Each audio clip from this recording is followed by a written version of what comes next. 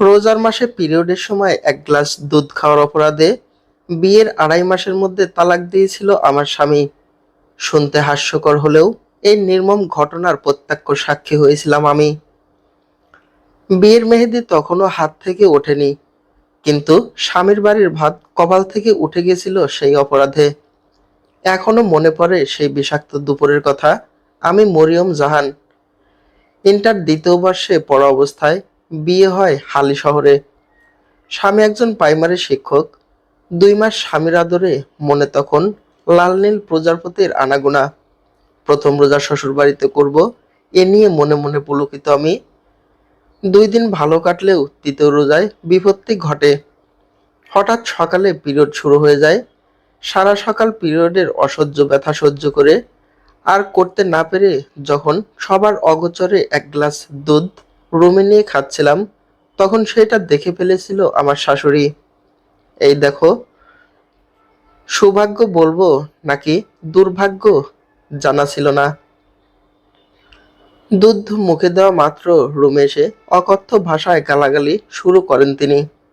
বেশ রম ফাজিল মেয়ে, বাবা মা কিছু শেখায়নি। ওনাদের এটা হলে কেউ বুঝতেও পারে না। আর আমি বেশরমের মতো সবার সামনে খেয়ে বেড়াচ্ছি। আরো কত কথা বলে রুম থেকে বের হয়ে গেলেন তিনি। শুধু বেরই হলেন না, ইতিমধ্যে পাড়ার মধ্যে শরগোল ফেলে দিলেন নতুন বউ বেলাজ। তার লাজ শরমের বালাই নেই এই বউ নিয়ে।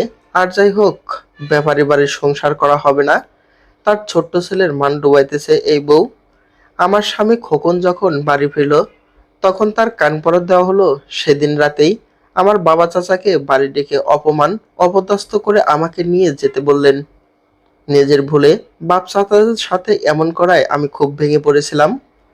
উনার পা পর্যন্ত ধরেছি, কিন্তু উনার জেদ আমার হাহাকারের কাছে তুচ্ছ ছিল। সব থেকে অবাক করা ব্যাপার ছিল, আমার স্বামী এই ঘটনায় একদম নির্লিপ্ত ছিল। সে আমার বাবার মুখের উপর আমাকে ৩ তালাক দিয়ে বলেছিল, নিয়ে যান আপনার মেয়েকে। বাবা তাদের কিছুই না বলে আমাকে নিয়ে এসেছিল। সারা রাস্তা আমি পাথর বনেছিলাম, শুধু ভাবছিলাম ভাগ্যপতিদের কপাল কেমন হয়, ওদের কপালের মতো আমার কপাল হলো না কেন। বাড়ি ফিরে মা চাচির প্রশ্নের মুখে পড়ে কিছুই বলতে পারিনি। চাচা ইশারায় সবাইকে চুপ করতে বলে কাছারির ঘরে চলে গেলে সবাই ওনার পিছু পিছু সেখানে যান। আর আমি বিধ্বস্ত মন নিয়ে ঘরে ঢুকে দরজা লাগিয়ে চিৎকার করে গড়াগড়ি করছি। কিছুক্ষণ পরেই দরজা ধাক্কানোর আওয়াজে সম্বিত ফিরে আমায়। ওড়নার কোনা দিয়ে চক্ষু মুছে দরজা খুলে দিতেই গালে সপাটে এক চড় পড়ে আমার। চরের চোটে তখন আমার মাথা ঘোরার উপক্রম। একে সকাল থেকে না খাওয়া, তার উপর মানসিক অবস্থা দুরূহ। কোনো রকম মাথা তুলে তাকাতেই চোখ যায় চাচির দিকে। অগ্নিঝরা চোখে সে তাকিয়ে আছে আমার পানে। ১৯ বছর এই শিক্ষা পেলি যে নিজের সাথে এই অন্যায়ের কোনো প্রতিবাদ করার সাহসটুকু জোটেনি তোর। চাচির কথা শুনে হঠাৎই তার বুকে আছড়ে পড়ে হু হু করে কান্না শুরু করে দেই আমি। বিলাপ করে বলতে থাকি, ভাগ্যবতীদের কপাল কেমন হয় চাচি। দেখো, আমার পোড়া কপালে বিয়ের হলুদ নাই যাইতেই তালাক লেখা ছিল। এই সমাজ এখন আমায় শকুনের চোখে দেখবে। এই বোঝা আমি কেমনে সহ্য করব চাচি? এই মুখ নিয়ে আমি কেমনে বাহির হব? চাচি শুধু একটা কথাই বলেছিল, মাথা উঁচু করে বাঁচো, নিজের সাথে কখনো অন্যায় করো না। চাষির সেই কথাগুলোই যেন আমার জীবনের মোড় ঘুরিয়ে দিল। সেদিনের পর থেকে বাড়িতে কেউ আমাকে বোঝা মনে করেনি, বরং সবাই এক অদ্ভুত জেদে আমাকে ঘিরে দাঁড়িয়ে রইল নিরাপদ আশ্রয় হিসেবে। কিন্তু সমাজের মানুষের কটু কথা থেমে থাকেনি। এরই মধ্যে বাবা একদিন সন্ধ্যায় আমাকে ডেকে বললেন, মরিয়ম, মানুষ কি বলল সেটা কি ভাবিস না মা। তুই আবার পড়াশোনা শুরু কর, মনে রাখিস তোর জীবন এখানেই শেষ নয়।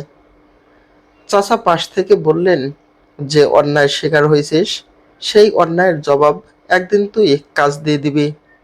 সেই দিনের পর থেকেই যেন আমার ভিতরের নতুন এক শক্তি জন্ম নিল। অদম্য অধ্যাবসায় নিজেকে গুছিয়ে নিলাম। কিন্তু গ্রামের মানুষের ফিসফিসানি থামেনি। রাস্তা দিয়ে হাঁটলে কেউ কেউ আর চোখে তাকাতো, কেউ চাপা গলায় বলতো, এই যে দেখ, নষ্টা বেডি, যার বিয়ের 3 মাসও টেকেনি। তাদের কথা শুনে প্রথম প্রথম খুব কষ্ট হতো, কিন্তু চাষির কথা মনে পড়লে আর কষ্ট লাগতো না। আমি আবার কলেজে ভর্তি হলাম। রাত জেগে পড়াশোনা করতাম, কখনো চোখের পানি বইতো বইয়ের পাতার উপর, কিন্তু হাত থামাতাম না। ইন্টার পাস করার পর আইন নিয়ে পড়ার সিদ্ধান্ত নিলাম। অনেকেই বলছিল, তালাক মেয়ে মানুষ আবার উকিল হবে। তাদের কথার উত্তরে আমি শুধু মনে মনে বলেছি, হ্যাঁ হব, কারণ অন্যায়টা আমি নিজের জীবনে দেখেছি। বছরের পর বছর কেটে গেল। অবশেষে একদিন আদালতের বারান্দায় দাঁড়িয়ে আমি বুঝলাম, মরিয়ম জাহান আর সেই অসহায় মেয়েটা নেই। আমি এখন একজন আইনজীবী। একদিন কোর্টে বসে ফাইল দেখছিলাম, হঠাৎ আমার সহকারী এসে বলল, ম্যাডাম, একটা পারিবারিক মামলা এসেছে, তালাকের ব্যাপার, আপনার কাছে দিতে বলেছে। আমি মাথা নেড়ে বললাম, ভিতরে পাঠান। কিছুক্ষণ পর দরজা খুলে ভিতরে ঢুকলো কয়েকজন মানুষ। তাদের দেখে আমার বুকটা কেঁপে উঠল। সামনে দাঁড়িয়ে আছে আমার সাবেক স্বামী খোকন আর তার মা। তারা আমাকে দেখে প্রথমে চিনতেই পারেনি, কিন্তু আমি চিনে ফেলেছিলাম মুহূর্তেই। তাদের পাশে দাঁড়িয়ে ছিল এক তরুণী মেয়ে। মেয়েটা কান্না ভেজা চোখে মাথা নিচু করে রেখেছে। খোকন কাগজটা টেবিলে রেখে বলল, ম্যাডাম, আমার বোনের একটা সমস্যা, ওর বাচ্চা হয় না, পিরিয়ডও ঠিক মতো হয় না, শ্বশুর বাড়ি থেকে অনেক চাপ দিচ্ছে, এখন তালাক দিতে চায়। আমি কিছুক্ষণ চুপ করে তাদের দিকে তাকিয়ে রইলাম। হঠাৎ খোকনের মা আমার দিকে ভালো করে তাকালেন। তার চোখ ধীরে ধীরে বিস্ময়ে বড় হয়ে গেল। তুমি মরিয়ম? অফিস রুমটা এক মুহূর্তে নিস্তব্ধ হয়ে গেল। নিজেকে সামলে আমি শান্ত গলায় বললাম, জি, অ্যাডভোকেট মরিয়ম জাহান। খোকনের মুখের রং ফ্যাকাশে হয়ে গেল। তার বোন তখন কাঁদতে কাঁদতে বলল, আপা, আমি তো নিজের হাতে এই দোষ করিনি, তবু ওরা আমাকে ছেড়ে দিতে চায়। আমি তার দিকে তাকিয়ে ধীরে ধীরে বললাম, মানুষের শরীরের নিয়ম কোনো দোষের না, এটা প্রাকৃতিক ভাবে হয়। আমার কথাটা শুনে খোকনের মা মাথা নিচু করে ফেললেন। কোর্টরুমের সেই দুপুরে হঠাৎ আমার মনে পড়ে গেল বহু বছর আগের সেই বিষাক্ত দুপুরের কথা, যেদিন এক গ্লাস দুধ খাওয়ার অপরাধে আমার সংসার ভেঙে গিয়েছিল। আমি ফাইলটা বন্ধ করে মেয়েটির দিকে তাকিয়ে আশ্বাস দিলাম, ভয় পেও না, এই অন্যায়টা এত সহজে জিততে পারবে না। মেয়েটা আমার কথা শুনে কাঁদতে কাঁদতে আমার সামনে বসেছিল। আমি ধীরে ধীরে তার দিকে এক গ্লাস পানি বাড়িয়ে দিয়ে বললাম, ভয় পেও না, আগে শান্ত হও। সে পানি খেতে খেতে বলল, আপা, আমি চেষ্টা করেছি সংসারটা বাঁচাতে, ডাক্তার দেখাইছি, কিন্তু ওরা বলে আমি বাজা, আমার জন্য নাকি তাদের বংশ বন্ধ হয়ে যাবে। তার কথাগুলো শুনে আমার বুকের ভিতরটা কেঁপে উঠলো। কয়েক সেকেন্ড নীরব থেকে আমি বললাম, তোমার কোনো দোষ নেই, মানুষের শরীরের অসুখ বা সমস্যা কখনো অপরাধ হয় না। খোকন আর তার মা তখনও চুপচাপ বসেছিল। তাদের মুখে আগের সেই অহংকারের ছিটে ফোঁটাও নেই। আমি তাদের দিকে তাকিয়ে শান্ত গলায় বললাম, আপনারা কি জানেন, শুধুমাত্র শারীরিক সমস্যার জন্য একজন নারীকে অপমান করা বা জোর করে তালাক দিতে বাধ্য করা অন্যায়? খোকন মাথা নিচু করে বসে রইল। তার মা ধীরে ধীরে বললেন, আমি তো সব নতুন নিয়ম জানি না, মা। আমি একটু বিস্মিত হলাম ওনার কথা শুনে। নতুন নিয়ম না জানলেও মানুষ হওয়ার নিয়মটা তো জানা উচিত। আমার কথা শুনে খোকনের মা কাঁপা গলায় বললেন, মা, আমরা তোমার সাথে খুব অন্যায় করেছিলাম, আমাদের মাফ কইরা দিও। ওনার এই কথাটা শুনে আমার বুকের ভিতরটা যেন হালকা হয়ে গেল।